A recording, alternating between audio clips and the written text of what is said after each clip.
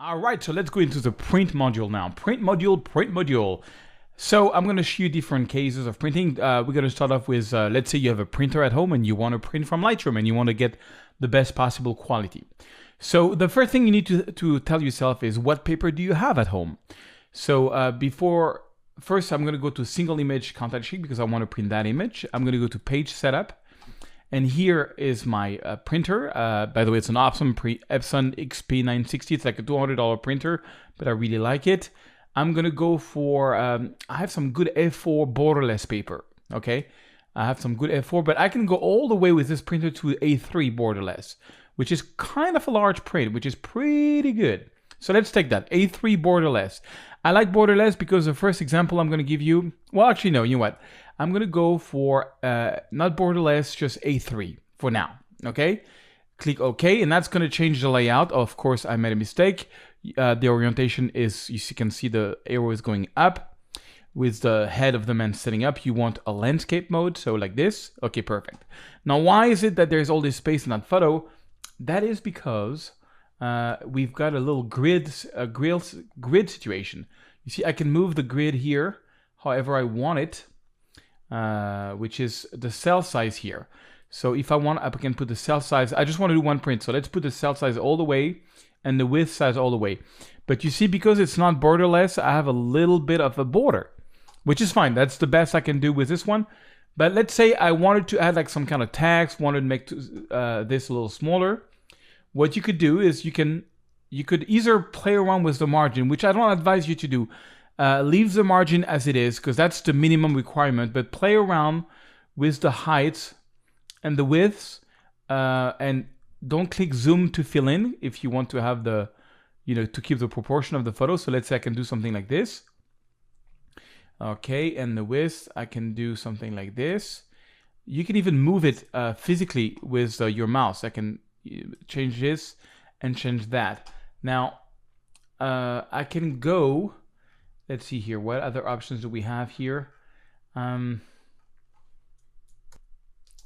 Now, let's say you wanted the photo to be a little higher and put a text here. Then you would have to play around with the margin and add some bottom and, make a text here, which is very classic. So let's try that. Okay.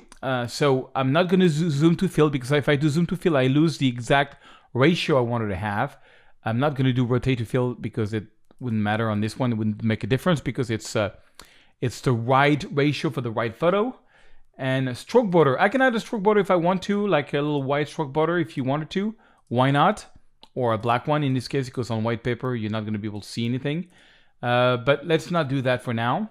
So I explained to you the margin.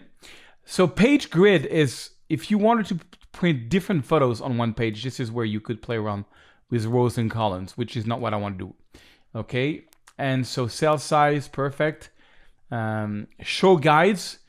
You can see guides or not. I mean, let's take them out for now because I want to appreciate the final print. You could change the page background, but let's not do that.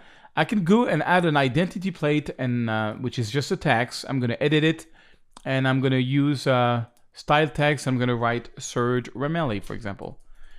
You can choose your font, and if I can just type my name properly, that'd be awesome.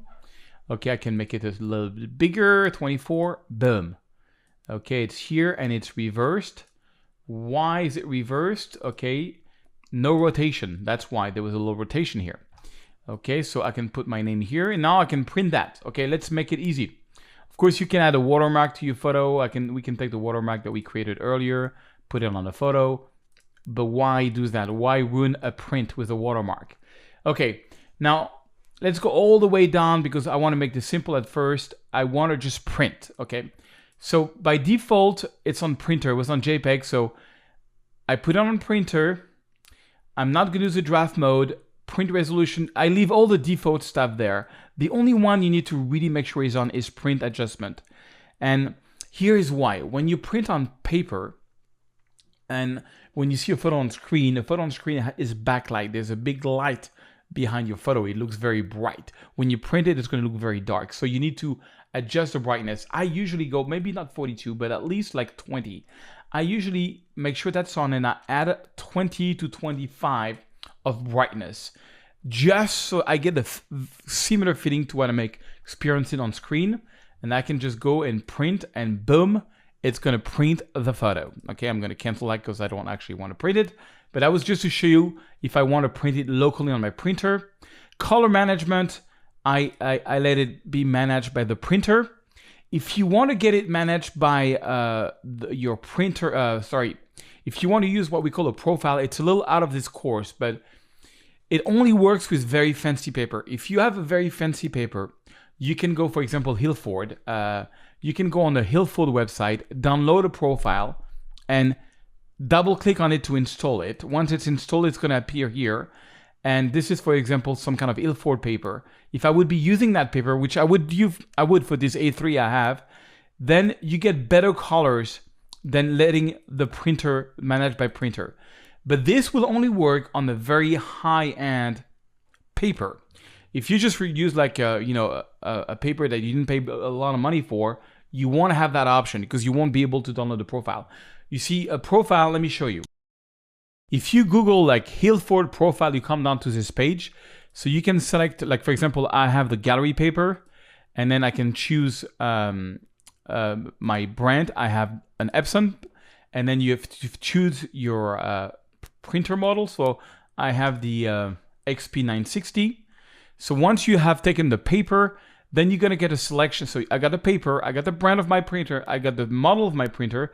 There is different model. You can download them and install them. You'll get a little installation file, a README file that's gonna explain you how to install that. Once you install that, that is where you will get it here. When you go to, instead of manage my printer, you can choose the paper.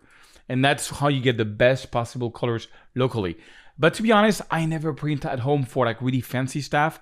If I want to do fancy stuff, I'll always go to an outside printer, and all they need is a JPEG. And that's what I showed you in the export video. You just send them a very high resolution JPEG. But I just wanted to brief you in case you want it. Now, let's say you don't want to have this name, you want it full, you want no bleed, you want the full photo as much as possible. Well, can we do that? Yes, we can. First, we have to change the paper. We have to take a borderless paper if you don't want any border. Click OK. Then, of course, let's take the identity plate off. Let's put height and width at the maximum. And let's put all the margins at 0. And let's click on zoom to fill. Okay. And why am I not yet? Oh, yeah. And here go. You have to go all the way on width, all the way on white. And now I can print this. Same idea.